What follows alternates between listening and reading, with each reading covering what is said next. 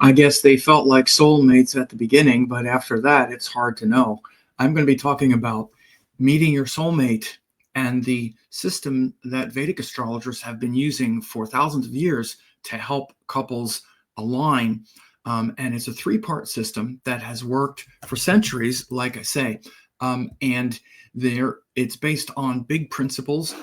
The first big principle is the masculine and feminine flow, that energy should flow from the man to the woman first, not the reverse.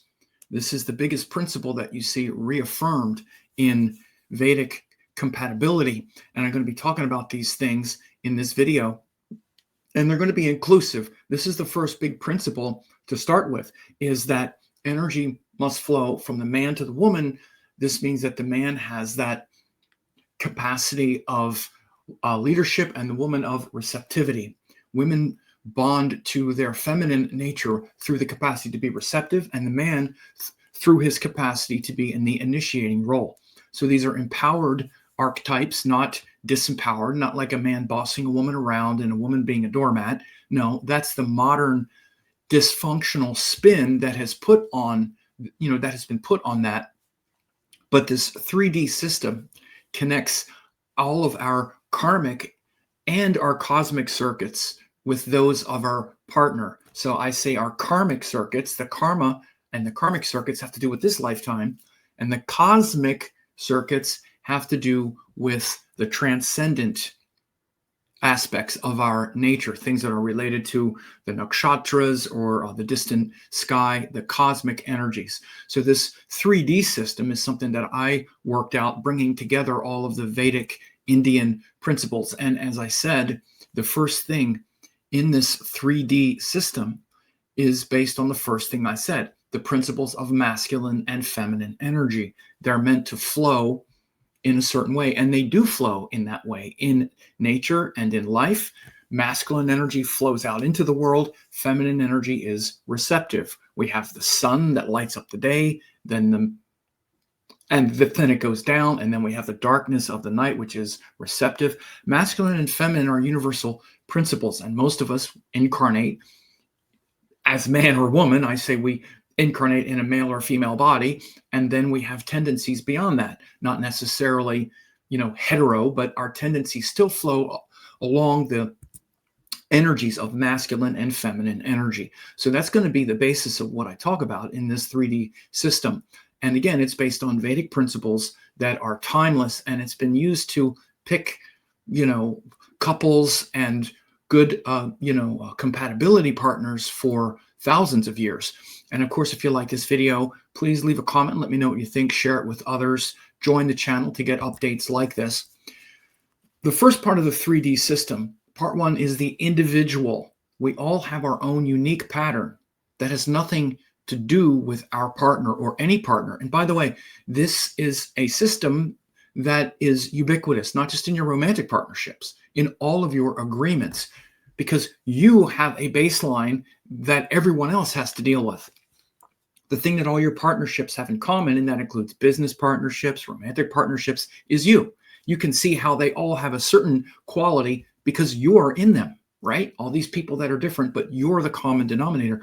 So we all have our own unique pattern that has nothing to do with our partners. For example, I just gave the example of I'm born in a masculine body, and there's about a 95% chance or 93% chance that I'll be attracted to a woman, but I might not be, right? I mean, I am, but there's a chance that I'm not, because my unique nature is that, and it doesn't matter if I have good compatibility, like with another man, let's say, that doesn't mean I'm going to want to have a romantic partnership with them because I'm not gay, for example. So we're bringing our nature to every interaction that we have. And it transcends the connection that we have with our partner. I look at an individual's chart and see their tendencies. I use examples like, and you try to think of the worst human being that's ever lived, and we always use, like someone like Hitler and would say, it doesn't matter who Hitler's in a relationship with. They're still in a relationship with Hitler. He's still a, warmonger, dictator, anti-Semite. That doesn't change because he has good compatibility with another person, right? So this is the thing to understand. It's first the individual. Then part 2, this is where we line up your karmic nature with the other person, is the synastry matching. So how does our chart and our tendencies that I just talked about match up in this world with the other person's chart in this world? I say this world because it's this lifetime, your karma chart, your karma in this lifetime. How does that line up with another person's karma? What you do is you lay one chart on top of another and you see where the synastry is. It means like one person's moon on the other person's sun, one person's Venus in the other person's 7th house. This is matching up the 2 karmas in this lifetime, the karma charts. This is called synastry or karma matching. And again, I broke this down into this 3D system and sort of organized it this way, starting with the individual. Then you match the individual with whoever they're with. But again, one of the reasons I did it like this is because so often people will come to get a relationship astrology reading and they're acting as though everything is up to the partner. What's my compatibility with this person? And, first I'd have to say, well, you have this nature. Now that person is also having to interact with you. Aside from them, you have a quality. And so good synastry with another person means that they're not exacerbating and magnifying our worst tendencies, and that there's cooperation in ways that we want. And again, that's a very specific thing in the astrology chart. But then part 3 is the Vedic, purely Indian, what's called Kuta Star Matching. Now this is how does our cosmic chart, which is based on Nakshatras, which just mean the stars, match the other person's cosmic chart. Actually, the Nakshatras doesn't mean stars, it's the portions of space. And we come from the cosmos. Our consciousness and awareness beyond this lifetime comes from the sky, from the universe, from the cosmos. It's our cosmic nature. Now, how does that interact with another person's chart? Now, you see there's this thing called Kuta Star Matching, and you see, a computer will give you this kind of screen where we're looking at all of the nakshatras, or the 27 portions of space, and we're matching those with the other person. So again, we have to start with our tendencies. Like for example, my ascendant is in sign of Gemini, but then it's a nakshatra of Mrigashira, right? My moon, which is the first thing that we look at with the relationships, is in sign of Libra, and the nakshatra is Vishaka, right? So again, that's where I start, right? And then you find people and how compatible they are with those placements. That's the 3D system, the Kuta matching part. So again, this is really how you can very finely or fine tune all of the people that you come into contact with in your life, and really know how you're going to interact with another person. It's very formulaic and very systematic. I have a lot of courses on this, but the main thing that I also want to focus on here is that the biggest chart that you need to understand is your tendencies. Because again, it's not just in your romantic partnerships, but in your business agreements, in all of your family, with every relationship you have, you are the common denominator. So I also do readings that talk about those things where I will look at your chart and things like Venus, the 7th house ruler, the moon, of course, the ascending sign, and your chart and your tendencies, and also look over the chart of a romantic partner if you're in a romantic partnership.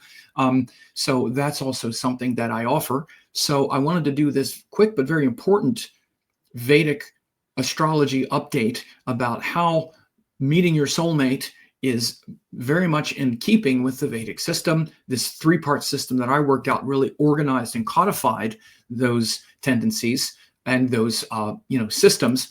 And again, if you like this, please share and subscribe, and we'll see you soon. The thing all of your relationships have in common is you.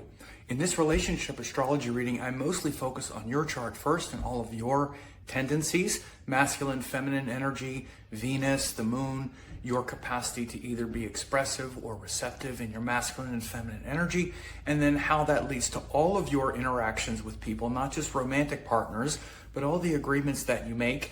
And then I'll also look at any relationships that you want me to look at. If you're involved with a partner, I'll also look at that. So just go ahead and get the reading, and I'll send it out to you within a couple weeks, and you'll really understand your own tendencies first, and then understand how to match them and align them with others. For a limited time, I'm offering 10 hours of masterclasses, Yoga and Vedic Astrology, Quantum Vedic Astrology, and Spiritual Astrology Masterclass. These are 3 great courses that will really help you a lot. Now, in case you don't know who I am, I taught the AstroVed certification course, Dattatreya Shiva Baba, in 2010. Ravi Shankar published my book in 2018. I've been around for decades. I've been teaching these great classes, and if you go to VedicAstrologyEssentials.com, you can get this 90% off discount of these 3 great classes, more than 10 hours, guaranteed value. You can check this out. These 3 classes will give you all the necessary tools to begin to learn Vedic astrology. Please find me on YouTube at Sam Jeppy, Vedic Astrology Teacher. On there since 2007, thousands of hours of classes. Also on Facebook at Astrology Teacher, tons of articles updated regularly, and I'm on Instagram at Vedic Astrology 108, ongoing updates and interaction.